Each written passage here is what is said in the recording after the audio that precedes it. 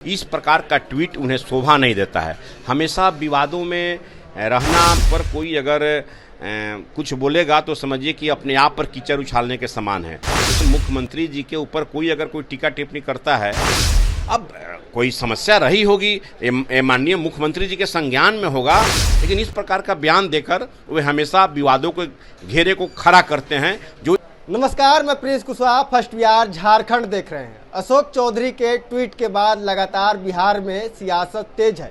एक तरफ आरजेडी कर रही है कि जेडीयू के अंदर उठापटक शुरू हो गया है।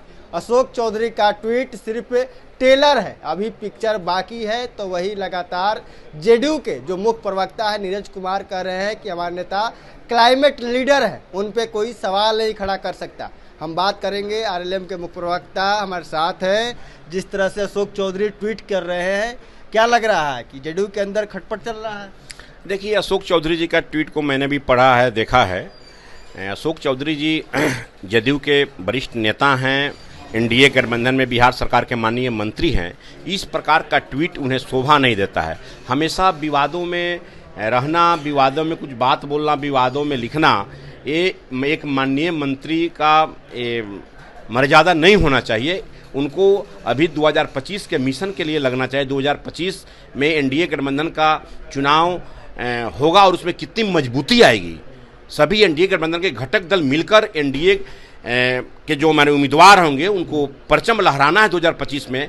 ऐसी बात उनको लिखनी चाहिए, बोलनी चाहिए, करनी चाहिए। लेकिन इस प्रकार का बयान देकर वे हमेशा विवादों के घेरे को खड़ा करते हैं। जो एनडीए गठबंधन के एक सहयोगी दल राष्ट्रीय लोक मोर्चा का एक प्रवक्ता होने के नाते मैं माननीय मंत्री को सुझाव देता हूँ। क्या लगता है कि अशोक चौधरी से गलती हो गई है?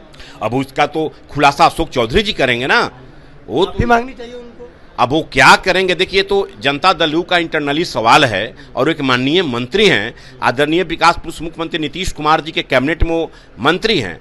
और इस प्रकार का हमेशा बयान दे देकर वो अब या वो मीडिया में रहना चाहते हैं या उनकी कोई मन का जो उसको खुन्नस कहते हैं वो निकल रही है, ये तो वहीं बताएंगे माननीय मंत्री अशोक चौधरी जी। उपेंद्र कुशवाहा हमेशा जिक्र करते हैं कि नीतीश कुमार के इर्द गिर्द कुछ रहने वाले लोग हैं जो जेडीयू का भला नहीं चाहते हैं। अशोक चौधरी ने ट्वीट किया है, आप भी कह रहे हैं कि अशोक चौधरी ट्वीट कर रहे हैं, इससे कहीं ना कहीं नुकसान है। तो क्या लग रहा है कि अशोक चौधरी साथ रहते हैं मुख्यमंत्री नीतीश कुमार के, उन्हीं पे पलटवार कर रहे हैं, उन्हीं पर हमलावर हैं, तो कहीं ना कहीं नीतीश कुमार और जेडीयू को कमजोर करने की साजिश? देखिए, माननीय मुख्यमंत्री नीतीश कुमार जी बहुत अनुभवी नेता, सुलझे हुए नेता और बिहार के विकास का मॉडल प्रस्तुत करने वाले माननीय मुख्यमंत्री जी हैं।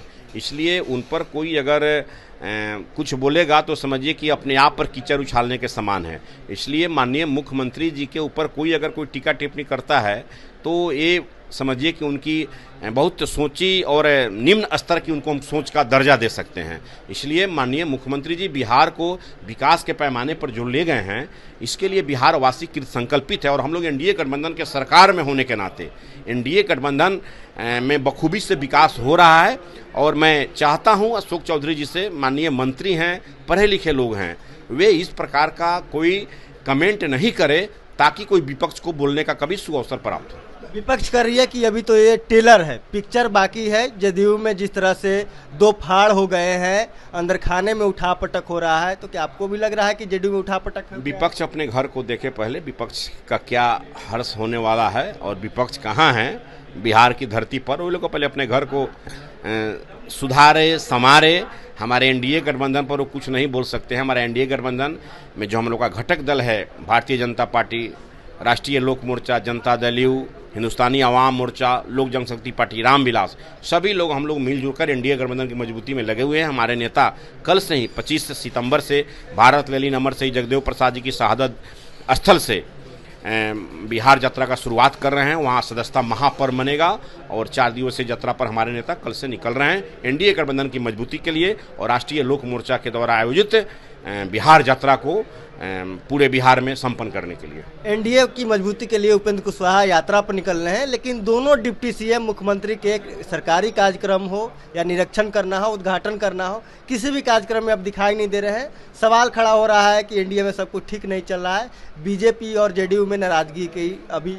देखिए, हर पार्टी का सदस्यता अभियान चल रहा है। हर बड़े बड़े नेता केंद्र सरकार के मंत्री लोग भी सदस्यता अभियान में जाके शामिल हो रहे हैं, हम लोग देख रहे हैं। तो इसलिए अगर डिप्टी सीएम अगर किसी एक दो कार्यक्रम में नहीं पहुंचे तो इसका मतलब मीडिया को ये नहीं कयास लगाना चाहिए कि सीएम के साथ डिप्टी सीएम नहीं जा रहे हैं। हर नेता सदस्यता अभियान में लगे हुए, हम लोग भी, हमारे पार्टी के राष्ट्रीय अध्यक्ष माननीय राज्यसभा सांसद आदरणीय, लेकिन सवाल खड़ा हो रहा है, आज बिहार यात्रा पर निकल रहे समीक्षा बैठक हो रही है लेकिन विभाग के मंत्री नहीं है। अब कोई समस्या रही होगी, माननीय मुख्यमंत्री जी के संज्ञान में होगा कि क्यों नहीं आए, उनको जवाब दिए होंगे माननीय मुख्यमंत्री जी को। ऐसा नहीं, मीडिया को इस पर अन्याय कयास नहीं लगाना चाहिए। अन्यास कयास लगाने से कुछ नहीं होने वाला है।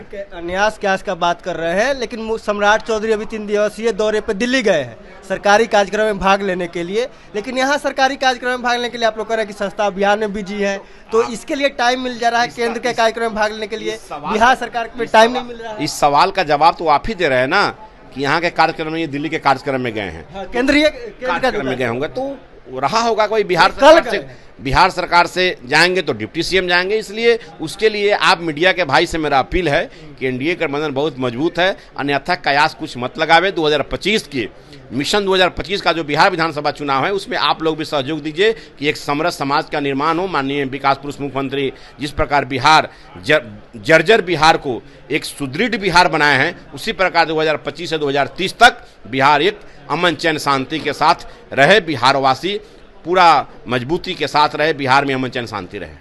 तो आपने देखा हमारे साथ आरएलएम के मुख्य प्रवक्ता रामपुकार सिन्हा थे। इन्होंने साफ तौर पे कहा कि जिस तरह से अशोक चौधरी ने बयान दिए हैं उनको शोभा नहीं देता है। जेडीयू और एनडीए में सब कुछ ठीक चल रहा है, मजबूती के लिए अशोक चौधरी को काम करना चाहिए। बहरहाल इसका इतना ही, इसी तरह तमाम खबरें बने रहे। फर्स्ट बिहार झारखंड देख रहे हैं।